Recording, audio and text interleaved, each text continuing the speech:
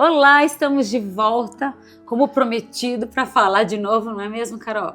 Sobre agora essa segunda parte da nossa jornada, da nossa caminhada aí, sobre Santiago de Compostela. Bora lá? Você falou de preparação física, né? Acho que é bom a gente falar um pouco de preparação física, né? Você falou sobre isso. Isso é uma pergunta que vem... É mochila, preparação, o que mais que vem de pergunta? Mochila, preparação física... E estrutura para dormir, comer, essas coisas. isso, Mas vamos né? falar sobre isso.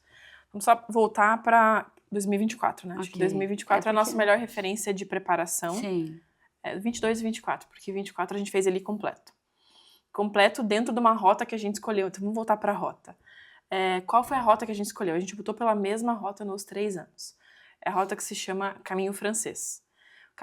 Por que ele se chama Caminho Francês? Porque ele começa numa última cidade, ou seja, a primeira cidade do caminho, é uma das últimas cidades da França que fazem fronteira com a Espanha, que é uma cidade chamada Saint-Jean. Uma cidade linda, né? Linda, Fofa. Ela tá no pezinho do finalzinho ali dos Pirineus, no final, numa parte dos Pirineus, e você, no primeiro dia de caminhada, você sai por ela e você já cruza a fronteira e você já dorme numa cidade espanhola. Então, é o Caminho Francês porque ele começa na França, mas grande parte de todos os dias dele, exceto pelo primeiro, acontecem dentro da Espanha. A gente optou por essa rota por quê? Porque essa é a rota mais conhecida. Essa é a rota mais estruturada do Caminho de Santiago. Ela é uma rota que tem, hoje, aplicativos que te dizem aonde parar. Ela tem vários bons sites na internet que você acha a graduação de altimetria, lugares onde você vai achar ou não vai achar hospedagem. Ela é uma rota que tem bastante estrutura física mesmo. O que eu quero dizer com isso? Ela tem albergue, muita opção de albergue. Ela tem várias opções de lugar para parar para comer, ou um barzinho, ou uma portinha. Para pegar uma água. Para pegar uma água, ela tem opções para isso.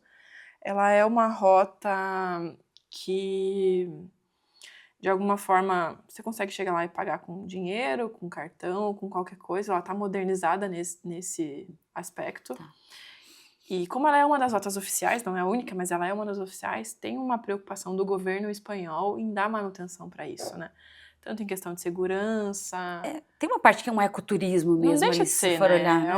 olhar. Principalmente o finalzinho ali tem bastante. É uma grande fonte de renda para o governo da Espanha, não tem como negar isso. Isso é inegável, assim como Nossa Senhora, o Santuário de Nossa Senhora Aparecida para nós é uma fonte de renda para o governo do estado de São Paulo. E aí, então ela é muito estruturada para este aspecto. Então, quando você quer fazer pela primeira vez, a nossa sugestão, se você um dia quiser, vai por essa rota. Depois tem inúmeros para serem feitos. Só que essa, se você vai sozinho, ou se você não tem o hábito de fazer, ou se você vai desacompanhada, é uma rota tranquila porque você vai ter suporte. Então, eu não falo espanhol, consigo fazer? Consegue. Hoje é muito fácil a gente fazer com o celular, né? O tempo todo você pode ter um GPS ou um tradutor e isso te auxilia em muitos aspectos. Só que eles muitos entendem o nosso português, principalmente na Galícia. Na Galícia, principalmente, o galego é muito parecido em vários aspectos. Mas hoje eles falam muito diferente de 2018, quando a gente foi pela primeira vez. Hoje, em 2024, eu quero dizer, já tem muita gente que fala inglês, já mudou muito, já é bem diferente. Então, você consegue se virar tranquilamente, né? Por isso, a nossa escolha é por esta rota.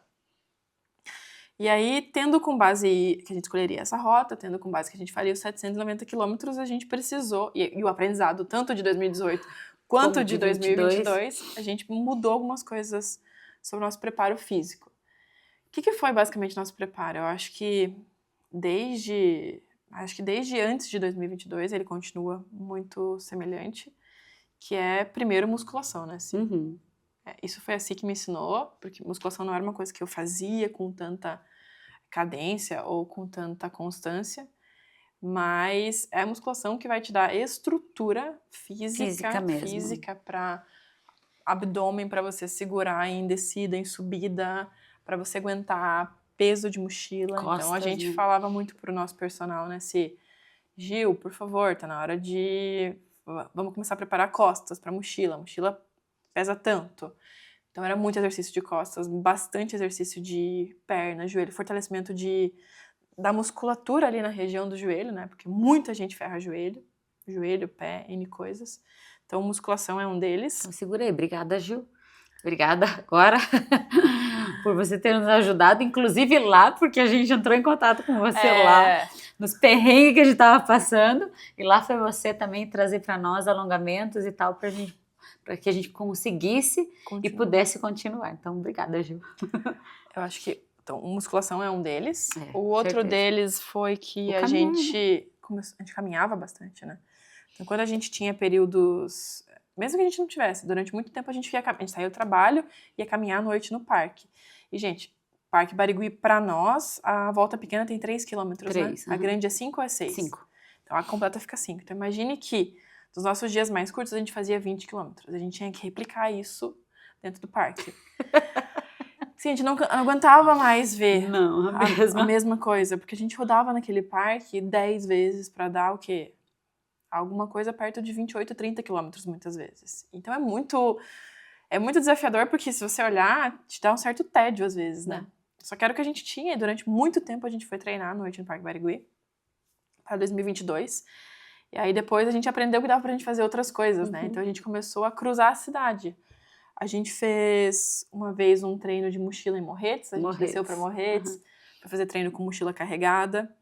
Mas com mochila carregada mesmo, a gente fez 2 ou 3 treinos, né? 2 ou 3. Grande parte dos treinos a gente fazia só de caminhada. Então, a gente comprou os tênis, a gente começou a usar os tênis pelo menos uns 3, 4 meses antes, para que eles assentassem no pé e se moldassem à nossa forma, porque é cagada total, completa, você comprar um tênis novo e fazer. Faz o menor sentido, você precisa adaptar isso. Com certeza, então, o pé tem que se adaptar, né? Então, basicamente, foi muita musculação e treino de caminhada. Foi isso que a gente fez, né?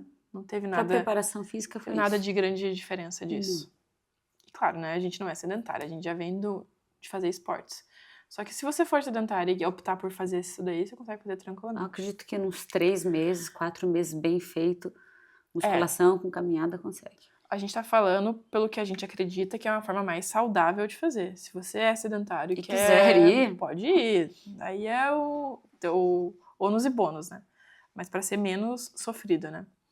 Eu acho que a segunda coisa que mais nos perguntam é o que a gente leva, né? Como que você sobrevive com uma mochila e o que a gente leva.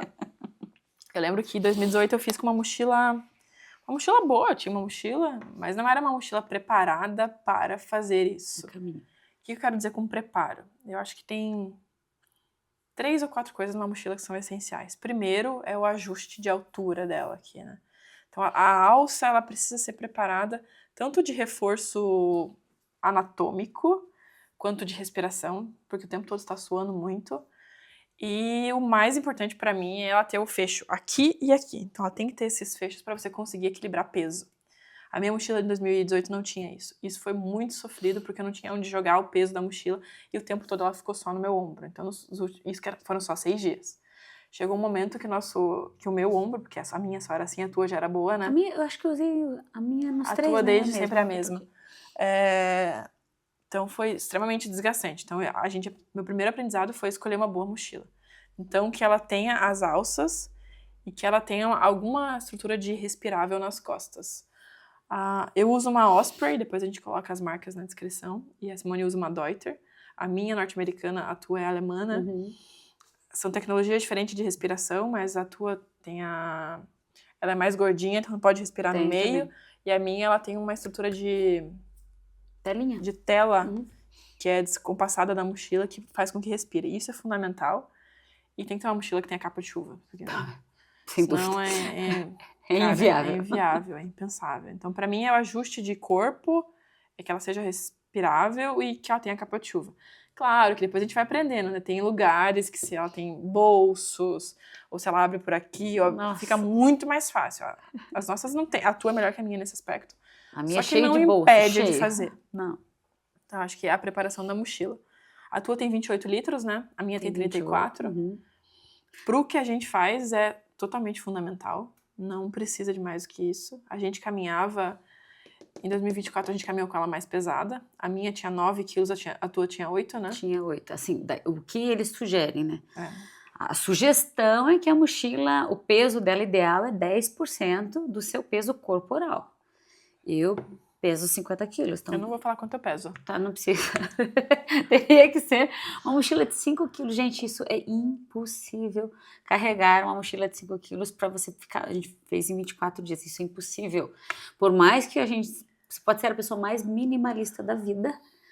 Você colocou uma água na lateral dela, você já tá pesando.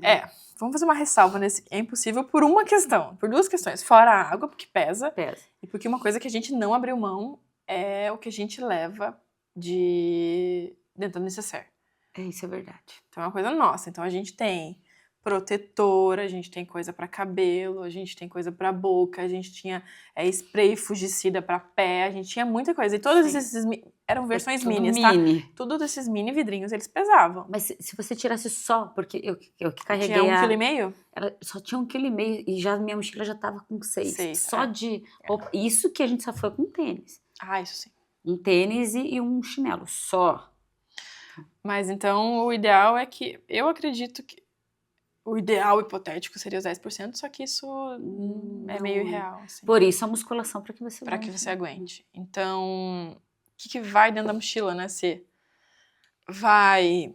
Pra gente, que a gente não abre mão, assim. Que a gente teve que ir com um bom capa de chuva. Muito boa. Uma boa capa de chuva, e daí essa é uma preferência nossa.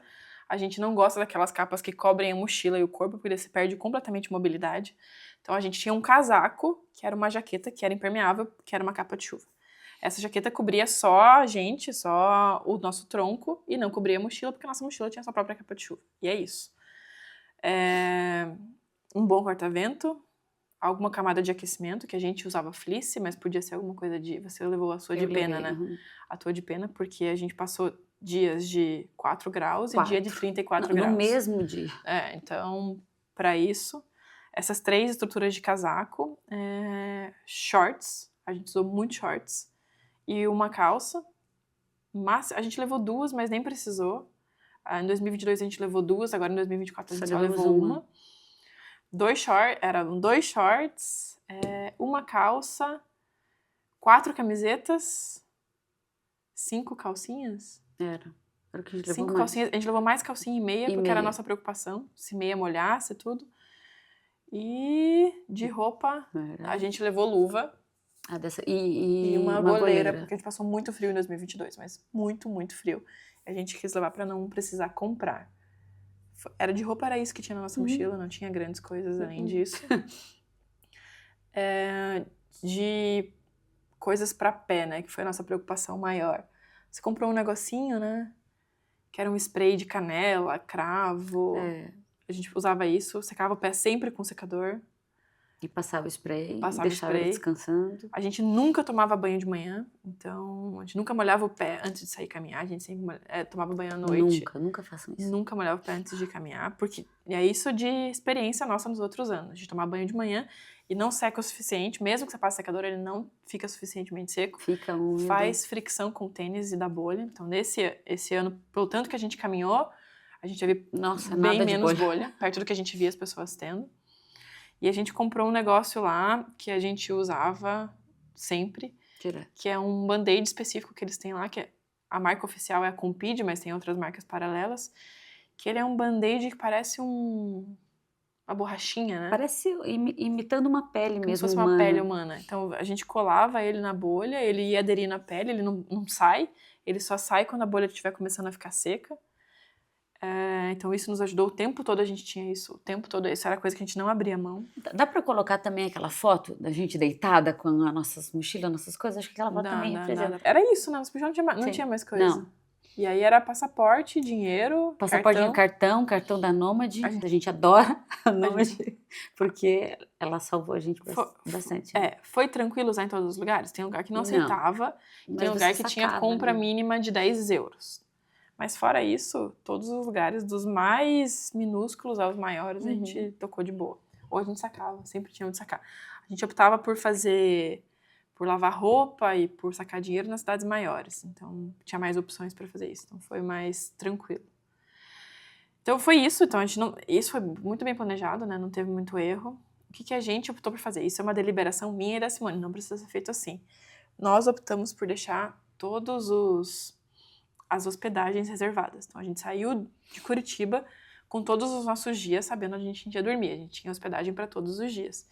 Ah, Carol, mas isso não é impedir o fluxo do caminho? Dentro do nosso registro, da nossa experiência, o que a gente acreditava é que isso não ia impedir, a gente estava aberta para olhar outras coisas e para nós era mais confortável a gente não ter a obrigatoriedade de chegar até determinado horário, porque a gente já sabia que o quarto, enfim, era nosso. Porque como funciona? Como são as hospedagens? Existem os albergues públicos, existem os albergues privados, existem as hospedarias e existe o lugares onde você pode armar a tua mochila, botar teu saco de dormir e ali você dormir. A gente viu de todos, né? Todos. A gente só nunca dormiu em barraca no caminho porque a gente não queria ter que levar uma barraca. Era um peso a mais que Era um não peso a dava. mais que a gente não queria. Então a gente se preparou financeiramente para poder pagar pelos albergues. É que eu acredito o seguinte, se você tem condições de pagar, que você abre espaço para que as outras pessoas que não têm possam ficar nos albergues públicos. Então a gente se planejou e foi para todos os albergues privados. Mas os albergues públicos em si, como que eles funcionam? Não existe um booking de albergue público. Não existe reserva de albergue público. Então o que acontece? Quase todos os lugares têm albergue público, a gente consegue acompanhar. Quando a gente começa o caminho, a gente recebe uma lista, um papel mesmo, com todos os albergues públicos do caminho, para você saber quais cidades são e o telefone de todos eles, para que você possa ligar, enfim, caso você esteja perdido, caso você precise de ajuda. Mas o fato é que você não pode reservá-los. Então você tem que chegar a determinado horário para que você consiga uma cama. Normalmente, qual que é esse horário? O ideal é que você chegue entre meio-dia, estourando, depende do lugar, 1 hora. Se você chegar depois disso, você não consegue cama. Não. E daí você não tem cama, você tem que ir pro próximo. Às vezes o próximo é 1 quilômetro, ótimo, mas às vezes o próximo tá 5, 6, 7, 8 quilômetros de distância. E dependendo do teu estado, você não consegue mais caminhar tudo isso. Então, nós não optamos por fazer assim. A gente optou por reservar. Quando a gente tem a reserva, eu sei que vários lugares que a gente chegou já estavam fechados, né? Eles ligavam pra gente, vocês estão vindo mesmo? Que horas vocês vão chegar? Porque não vai ficar ninguém aí. Quando você estiver chegando, liga. Então, a gente tinha essa flexibilidade de poder chegar a hora que a gente quisesse. Isso pra nós é muito importante. Por quê? Porque teve dia que a gente começou a caminhar às 7, mas teve dia que a gente começou a caminhar às 8, teve dia que a gente pegou um lugar que tinha um café da manhã bom, a gente começou a caminhar às 9, e isso faz com que a gente chegue às 8 da noite, ou às 7 da noite, ou às 4 da tarde. Eu acho que isso que é experiência. Depende. Né? A gente foi experienciar tudo. Então a gente não queria ter a obrigatoriedade de sair todos os dias exatamente no mesmo horário para ter que chegar até meio-dia. Porque às vezes no meio do caminho, que não era a cidade onde a gente ia dormir, a gente pegava uma parte de uma missa, a gente pegava parte de uma oração, a gente sentava para conversar com alguém e ali o tempo passava. Então a gente não tinha essa obrigatoriedade, por isso que a gente escolheu. Optamos também por ficar em todos os nossos quartos, eram quartos duplos, então ficava só eu e a Simone e o banheiro. Banheiro. Teve um lugar, né, que o banheiro não era. Teve um dia que o banheiro não era só nosso, era coletivo, compartilhado, né, era mas compartilhado. não tinha problema nenhum, era bem tranquilo, bem tranquilo. Mas essa é a forma que tem para fazer, dá para fazer de outras formas. Fazendo dessa forma, e como está o caminho hoje, que está muito mais caro do que estava em 2018, a gente gastou uma média de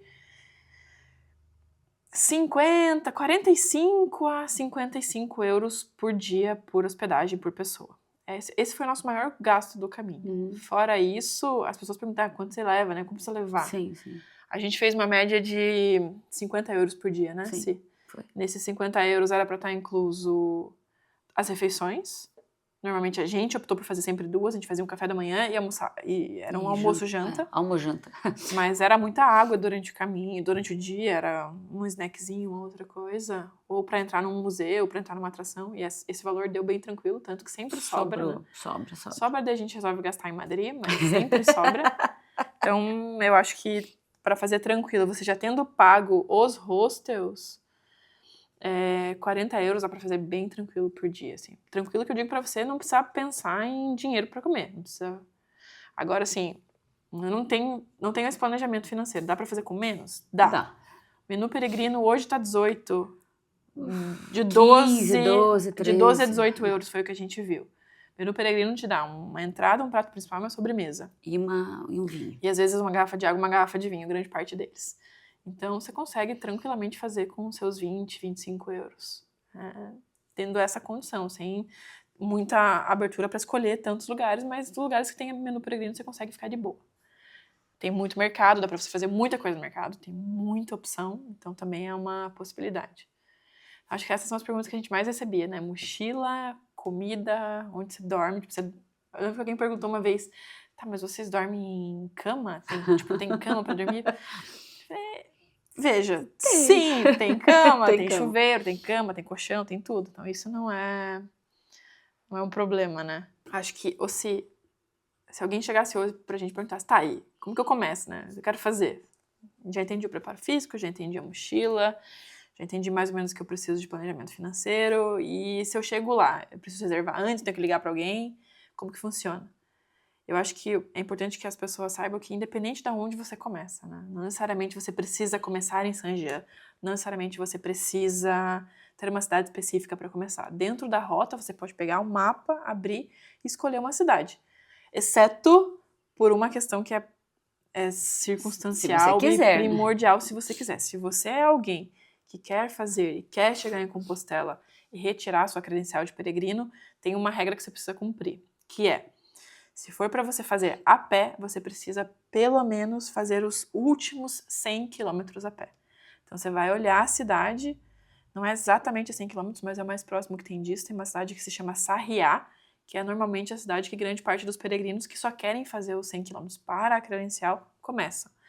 Então, se você não fizer os 100 quilômetros a pé, você não tem o direito de requerer na Catedral de Santiago, na acolhida de peregrinos de lá, a sua credencial. Você precisa fazer 100 quilômetros a pé. De bicicleta é outra quilometragem e de cavalo é outra quilometragem. Se eu não me engano, cavalo é 150 e bicicleta eu não lembro. Mas a gente tá falando a pé, esse que é o nosso intuito. E aí, mais do que isso, não basta só você saber que você fez. Você vai levar com você, a gente podia ter trazido a nossa, mas depois a gente pode pôr uma foto. Uma credencial. No nosso Instagram tá a foto. Nosso Instagram tá, eu acho que uma das últimas fotos tá a gente segurando as duas. As credenciais. As duas credenciais. Você precisa pegar um papelzinho, um livrinho, que é chamado de credencial do peregrino. Como que você pega isso? Normalmente nas igrejas das cidades você vai ter, ou em cidades que são um pouco maiores, tem um negócio que se chama Centro de Acolhida aos Peregrinos. As grandes cidades, medianas para as grandes, dentro do que é grande para o caminho, você vai achar sempre o Centro de Acolhida do Peregrino. Você vai lá, se é a cidade pela qual você vai começar, e você se inscreve. Fala, eu quero fazer o caminho de Santiago. Você vai comprar a credencial. Tem lugares que é gratuita, tem lugares que não é. Você vai comprar uma credencial, normalmente é uns 3, 4 euros. Eles vão perguntar, você vai ter que ter teu passaporte, então a gente obrigatoriamente precisa do passaporte, porque no nosso caso, né, a gente não tem nenhuma DNI ou algum documento que seja identificatório como cidadão europeu, então no nosso caso é o passaporte. Você vai entregar o passaporte para eles vão colocar teu nome no sistema, vão falar de que cidade que você está começando, que dia você vai começar, para que quando chegue lá em Santiago eles consigam buscar o teu nome e eles vão bater esses dados. E aí quando você tem na credencial, você vai ver que você vai ter que preencher a primeira página, que são seus dados pessoais, mas nada mais é do que um livro em branco. Ela tem vários quadradinhos assim, para que serve? Para que a gente carimbe os pontos onde a gente está passando. Então qual que é a regra? Dos últimos 100 km para frente, você precisa ter pelo menos 2 carimbos na tua credencial. O que eu quero dizer com isso? Então, eu saí hoje e vou fazer esses 20 km. Dentro desses 20 km que eu vou fazer hoje, eu preciso ter 2 carimbos do caminho. O que é isso? É a forma deles buscarem comprovar ou garantir a veracidade de que você fez isso de fato. Ai, Carol, mas qualquer um pode pegar um táxi, parar no lugar, tirar um carimbo e continuar? Pode. Eles nunca vão saber. Aí vai dar índole, do caráter, dos valores de cada uma das pessoas. Do objetivo. Mas essa é a forma que o governo, né, que as instituições que sustentam o caminho deu de estruturação para que dê um norte para os peregrinos. Então, o que é legal é que o carimbo... Acho que também segurança um pouco, segurança né? também, Isso né? também mostra... É como se fosse um documento que mostra que realmente você está fazendo esse caminho, que você está nessa trajetória. Isso traz um pouco de segurança, ou de você necessitar de alguma ajuda, de ter essa ajuda mais factível, digamos assim. Eu acho que o caminho é a concha, não sei se você pretende falar da concha. Eu sou apaixonada pela minha. Eu não ia falar, mas podemos falar. O que eu acho legal da credencial é que ela se torna uma lembrança, né? Porque você vai vendo e cada carimbo traz uma característica do lugar, da cidade, Hoje a gente já tem selos de cera. Na época, em 2018 não tinha Não isso. tinha. Então tem lugares que se preocupam em ter um bom desenho no carimbo. Por exemplo, Sebreiro, para nós, é um carimbo que é o carimbo ele é desse tamanho, ela é uma representação da vila. É uma vila celta ainda, intocada em vários aspectos. Com 5 casinhas. casas. Então, te traz uma lembrança. É muito legal de guardar isso. Então, é o teu jeito de fazer a jornada também.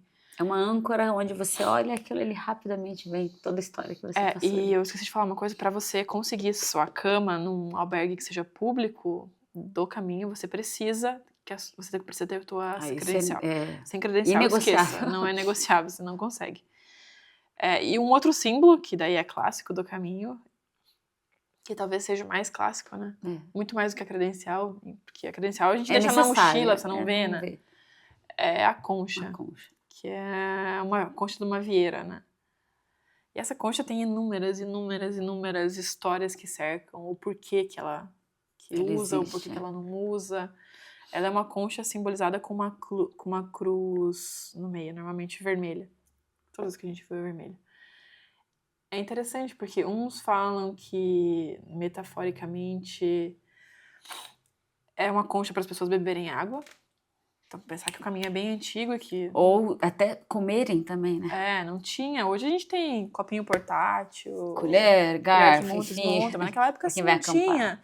Então, você passava no rio, você pegava a concha, você conseguia beber sua água, enfim. Isso acabou ficando metafórico do peregrino, né? Ou tem todas as lendas que cercam a história de Santiago, de como a balsa dele chegou, o barquinho dele chegou até a praia, como ele foi carregado por conchas, tem inúmeras vertentes. Não se sabe qual que é a veracidade de nenhuma delas, mas eu acho que a gente acredita em símbolos, né? Ele é um símbolo, ele é um símbolo do caminho. É uma linguagem metafórica. Não deixa de ser uma linguagem metafórica.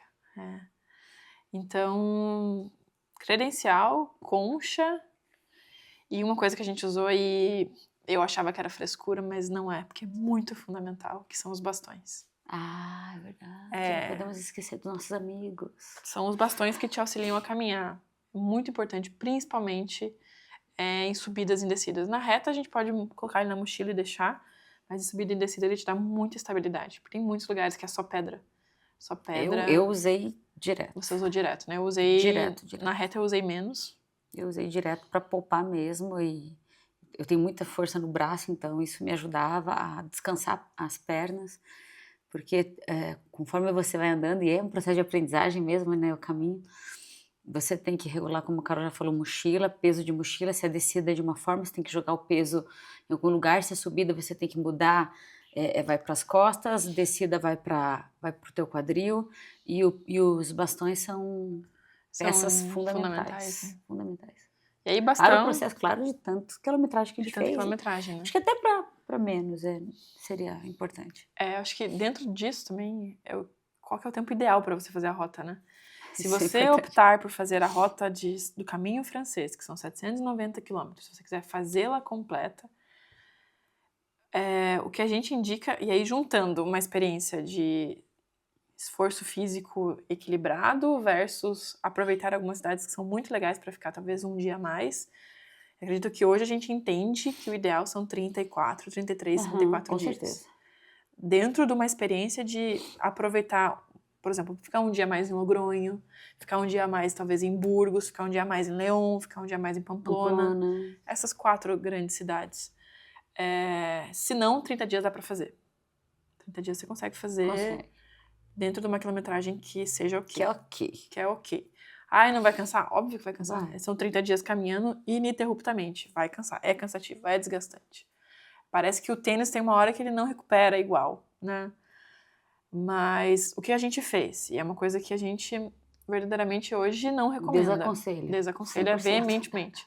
A gente fez em 24 dias. É extremamente desgastante, extremamente cansativo. 6 dias faz muita, muita diferença. 24 dias fez com que muitos dias a gente tivesse que caminhar acima dos 28 quilômetros. E caminhar até os 20 é muito tranquilo. Caminhar até os 20, nosso corpo vai de boa, que ele nem percebe. Dos 20 até os... Dependendo 25. como que é a altimetria, dos 20 até os 26, 27 é onde teu corpo começa a cansar. E quando chega no 28 ali, você precisa continuar para chegar até 35, às vezes 40, era muito sofrido, né? Aí é aquela coisa, é a mente mesmo funcionando para que o corpo andasse. Era muito sofrido, que fazia com que alguns dias a gente não conseguisse, a gente não tinha mais força física mesmo para talvez aproveitar melhor uma ou outra cidade. Assim. A gente acabou tendo sorte ou não, de nesses dias mais desgastantes a gente estar em cidades que eram muito pequenas, que não tinha muita o que fazer. Assim. Que foi bom que a gente podia descansar. Mas verdadeiramente não é o que a gente indica. Então, é melhor você fazer em 2 partes. Você pode tirar 15 dias de férias, não tem problema. Começa no caminho, vai até dar 15 dias, depois volta e termina. Do que você fazer tão desta forma como a gente fez, assim, né? É muito, muito desgastante. Então, 30 dias é o melhor. Cara, eu não quero fazer tudo, eu quero fazer só os últimos 100 quilômetros. Quantos dias?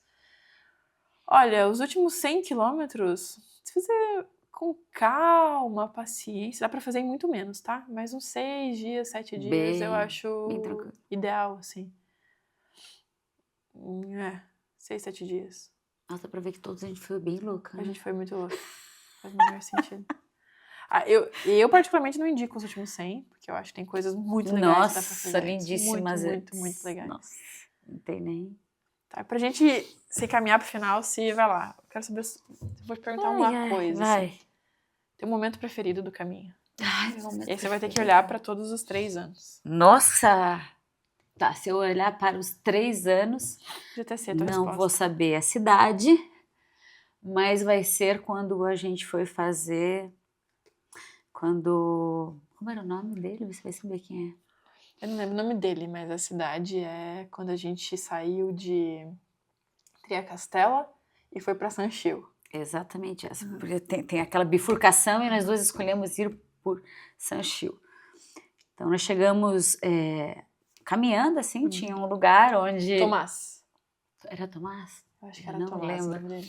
E chamou atenção pela música, estava aberta uma porta de uma casa toda de pedra e estava assim...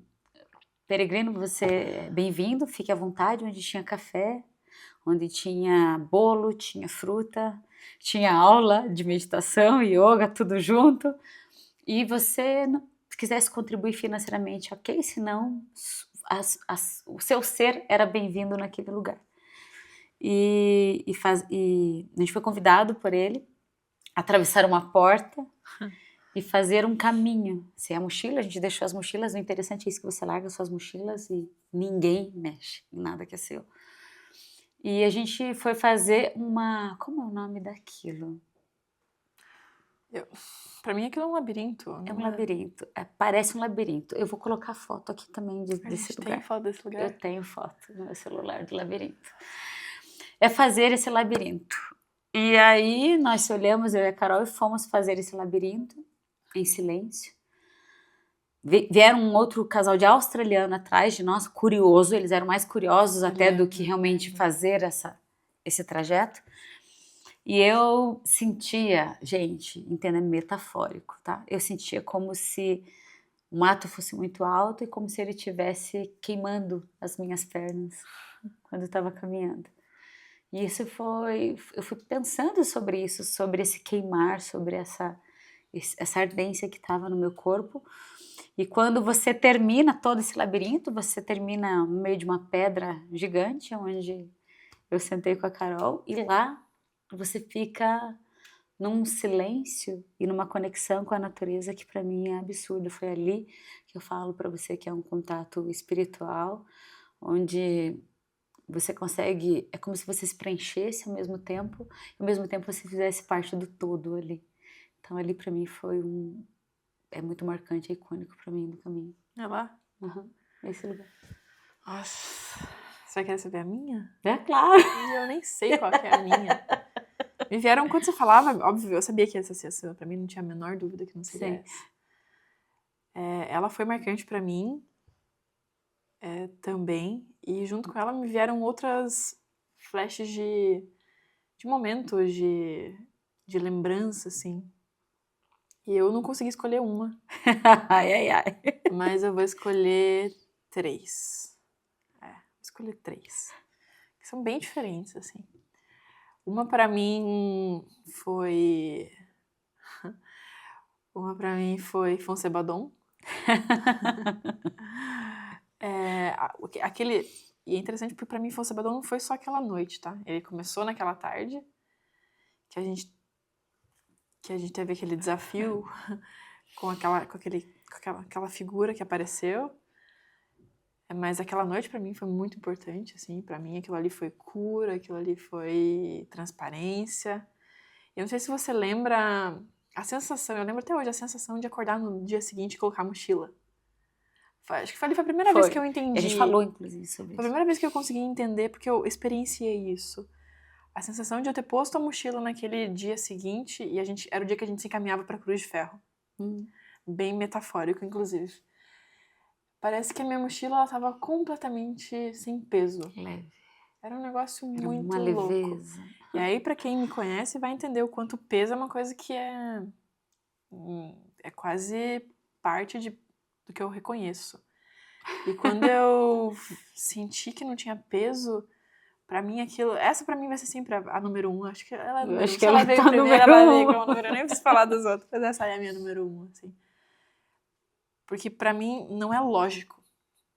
E se eu for falar logicamente, não faz o menor sentido. Porque o peso era igual. No dia seguinte era o mesmo peso, era mais quilometragem.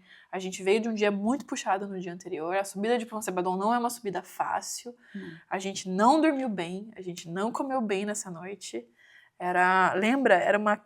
Tinha gente fazendo festa, Sim. Que acho que era um outro albergue. A gente não dormiu quase nada. A gente se virava na cama a noite inteira, então não fazia o menor sentido pra mim que no dia seguinte eu conseguiria acordar bem. Racionalmente falando. Então foi ali, não foi o primeiro, mas foi o mais significativo de experiência, de aprendizagem e de lembrança que eu tenho. Foi lindo mesmo. Foi lindo, assim. E chegar na Cruz de Ferro, não porque é um ponto primordial do caminho, mas porque é um ponto que pra nós representou alguma coisa. Se a gente tivesse chegado num outro dia em Acebo, em qualquer outro lugar, a representação interna eu acredito que seria a mesma. Sem contar que a gente pegou lindos. Lembra quantas flores a gente via pelo caminho? Era muita flor, era muito borboleta. A gente veio de um dia muito árido, a gente veio de um dia muito seco. E no dia seguinte você fala, cara, como assim isso, né? E eram várias cores de era borboletas. Cor, era coisa... muita cor, eu sentia muita cor. Então, pra mim é esse lugar. Esse é um bom lugar. Esse é um bom lugar. Vamos encerrar esse momento para nós que é importante. A gente sabe, faz tempo que a gente gostaria de fazê-lo, de ter feito, e hoje a gente está aqui.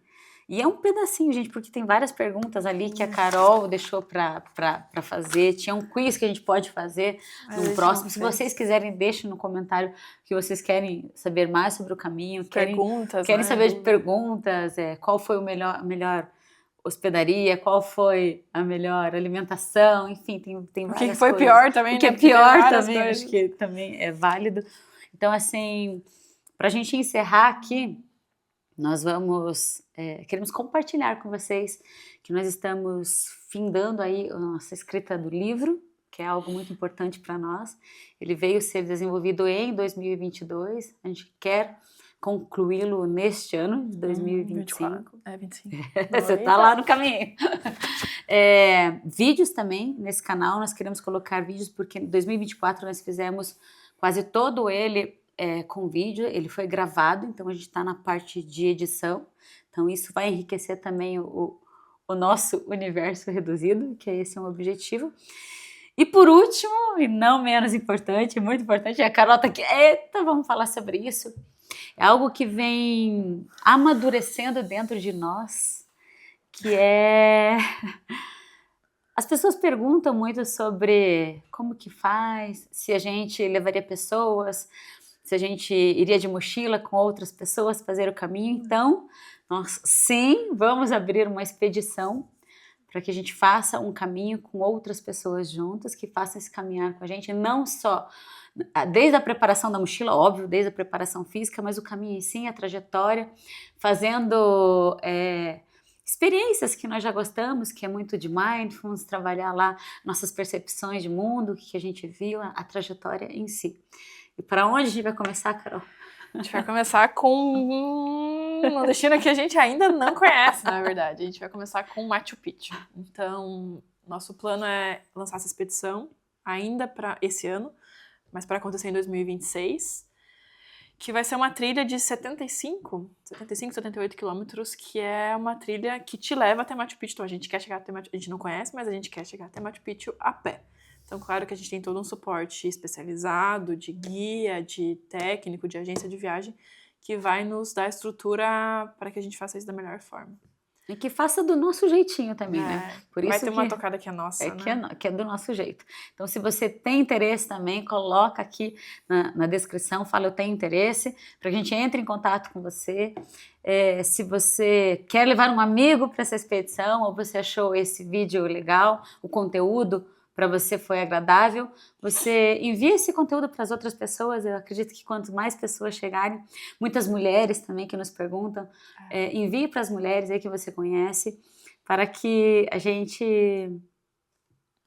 sei lá, consiga chegar em mais lugares, em mais pessoas, em mais possibilidades, em mais vidas, em mais universos que somos nós, é sobre isso. Quer deixar uma palavra, Carol, uma mensagem? Não. Hoje não? Duvido. Nenhuma. Quero deixar uma palavra? Nenhuma, Carol. É que pra mim viajar é parte de quem eu sou, assim. É parte do que me reconecta comigo, mas me reconecta muitas vezes com o mundo, assim. E quando a gente traz uma outra forma de viajar, e eu não tô falando que as outras formas são erradas, mas quando a gente traz uma outra forma de viajar, acho que a gente traz vida. Eu acho que é como a gente consegue levar o que a gente faz na nossa vida profissional, que é muito mais relacionado com quem a gente é do que de fato o que a gente faz, para outros lugares, assim. E mais do que isso, eu sempre acreditei, eu comecei muitos anos, eu viajava sozinha, eu sempre acreditei que é possível você fazer quase qualquer coisa, assim, mesmo sem muita estrutura na época. E eu vejo quanta gente que hoje acredita que não pode fazer, né? Não pode fazer, não posso, não tenho condições físicas, ou eu não posso, ou eu não sei, ou eu nunca vou conseguir, ou eu não conseguiria jamais fazer isso sozinha. Eu acho que é para ser um suporte, um apoio, mas para levar como a gente, de alguma forma, vê... Eu sei que a experiência ela é individual. A experiência ela vai passar pelos seus filtros de realidade, mas levar um pouco do que a gente vê, né? Do que a gente vê de viagem e do que a gente escuta muito das pessoas, né? Nossa, de alguma forma eu estou... Quantas vezes a gente escutou isso, né? De alguma forma eu estou aí com vocês. Eu fiz esse caminho com vocês. Eu acompanhei vocês no Instagram. Eu acordava, a primeira coisa que eu fazia era pegar para ver se vocês estavam compartilhando alguma coisa. Então, o que a gente quer é que, de fato, essas pessoas possam compartilhar isso com a gente. Acho que é isso. Isso, né? Trazer um pouquinho. O meu é... Eu traria que a gente vive as nossas percepções de mundo. A gente é as nossas percepções. E viajar é uma forma de você ser muito mais rica. Isso é riqueza. Você ficar rica em percepção te traz mais recursos, mais possibilidades, mais gestão emocional, mais amizade, mais amor, mais vida. Seria isso. Obrigada. Tamo junto nessa e nas próximas. A gente tem um desafio maior esse ano, né? Que a gente tem o Everest pra fazer, o campo base, mas... É sobre isso. E, ó, esperamos vocês na nossa expedição, viu? Tchau, tchau. Beijo até. E até logo.